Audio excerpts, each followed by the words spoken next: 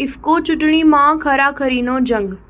અંતિમ દિવસે ફોર્મ પરત ન ખેંચાતા રાજકોટ, મોડાસા, અમદાવાદના ઉમેદવારો વચ્ચે થશે ચૂંટણી. રાદડિયાનું ત્રીજી ટર્મ જીતવાનું સપનું સાકાર થશે? ભારતની ટોચની સહકારી સંસ્થા ઇફકોની આગામી 9 મેના રોજ યોજાનારી ડિરેક્ટર બોર્ડની ચૂંટણી પૂર્વે સહકારી ક્ષેત્રમાં ઉત્તેજના જોવા મળી રહી છે.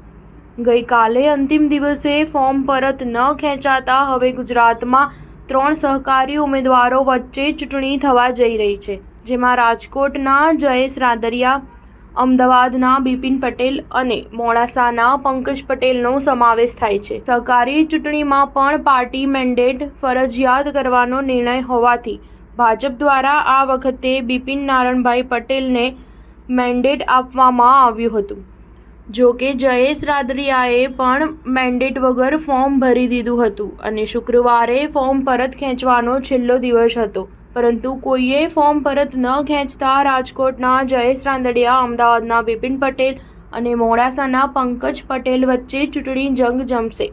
ત્યારે સહકારી ક્ષેત્રના રાજકારણમાં કોણ બાજી મારશે તે વિશે સહકારી તથા રાજકીય વર્તુળોમાં ભારે ઉત્તેજના જોવા મળી રહી છે.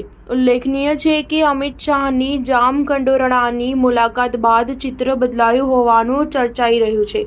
અમિત શાહે રાદડિયાના નિવાસસ્થાને 1.5 કલાક જેટલો સમય વિતાવ્યો હતો અને ભોજન પણ લીધું હતું. આ વખતે ઇફકોના ચેરમેન દિલીપ સંઘાણી પણ હાજર હતા.